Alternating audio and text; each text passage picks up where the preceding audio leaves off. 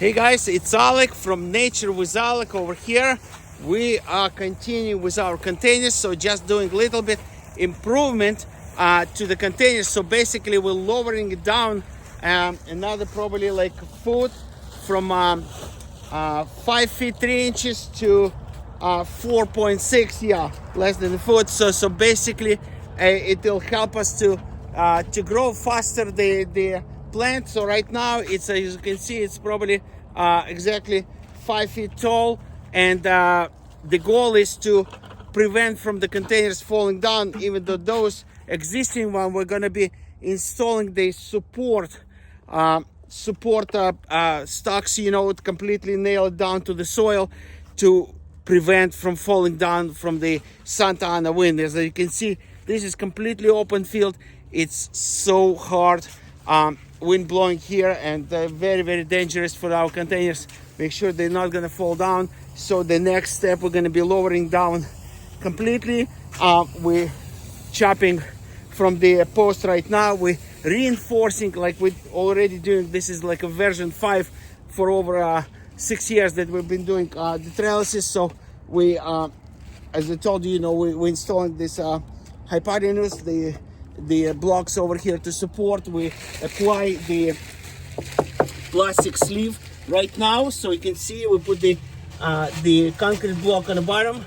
So right now we are able to go with the block to make a good balance, and silicone is on the bottom, completely sealed, seams and straps attached with the galvanized nails.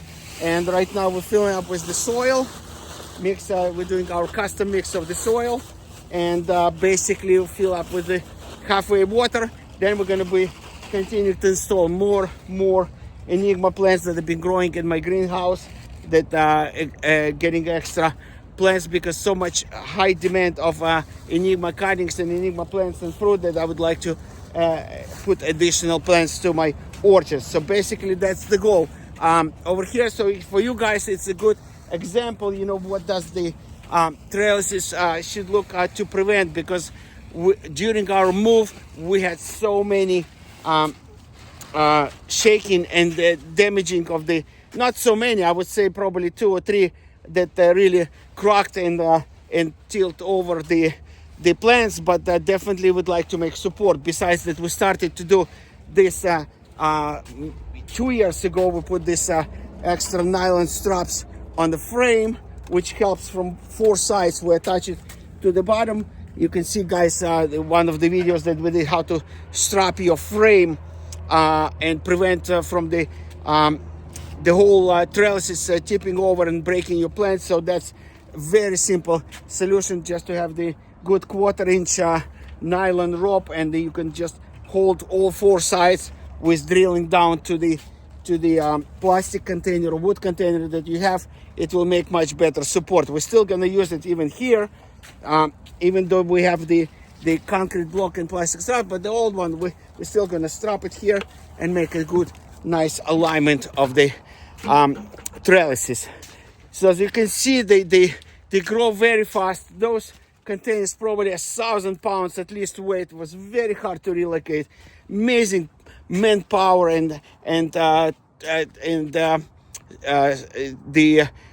forklifts and the pallet jacks. It's a lot of work, but you can see if those containers gonna blown away. So like example, at my home actually they did fell down during the Santa Ana wind. So over here it's gonna blow really 100 miles an hour, and I'm afraid that those containers could tip and fall. And basically I do have my irrigation line already set up. That's going to be a nice video as well. So guys, if you really worry about your plant tipping over and falling down, make sure you lower down the trellises. If you don't need to go high to pollinate the flowers, like you can see, I scratch my hands non-stop over here. Even the protection gloves, it's not gonna help when you do pollination, when you do harvest, and you're dealing like with plants like Lisa and San Ignacio, like this one. Oh my gosh, those thorns crazy. I mean, this one, Enigma, the Tricia, those Nicaraguan varieties, that's very tough, but it's so good and tasty fruit. deep red texture, and so yummy in strawberry and berry flavor and the cherry flavor like Enigma. It's amazing. So it's definitely, guys, lower your trellises based on your height, based on your ability to maintain, and during the flowering season to maintain with the pollination process, and as well as the harvesting of the fruit. So the goal is to have definitely, the fruit on the lower portion, but those plants just bloom wherever they want, A lot of them in the bottom, like a sugar dragon, you can see still here. And this fruit, it's ready to harvest. Look at this. That's a sugar dragon. It's probably going to be my lunch today. Okay, I love it. I love it. And Lisa still and San Ignacio still producing the fruit, but I have no idea if those guys going to be ready to eat very soon.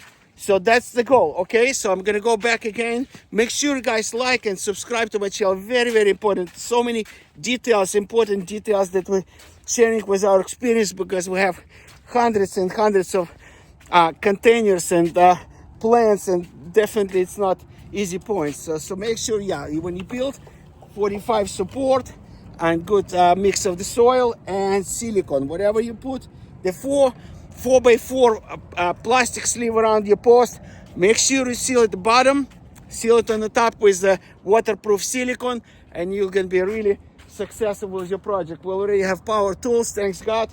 The battery operated. Black Friday was a great deal, so I managed to buy this bag of 2 drills and like bag of 2 power tools, so battery operated. I ordered the generator, which is going to help us later to chop and build the another 100 more containers, always another half of the acre down there, and we'll get the lights, we'll get the more ability to use the power when we need it. And I'm glad we have already the water line set up, but I still need to work with the irrigation dripping part as well.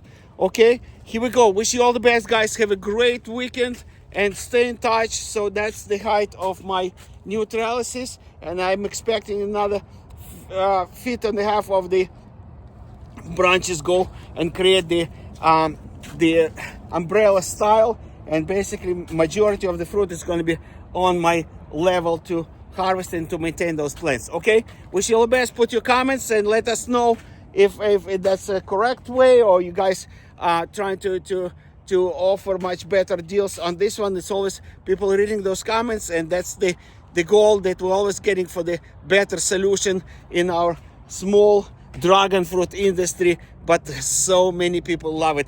Wish you all the best. Alik, NatureWithAlik, 323 area code 547-1273 from the beautiful Shulman Dragon Fruit Orchard in Moore Park, California. Looking forward to see you all, guys. Bye-bye.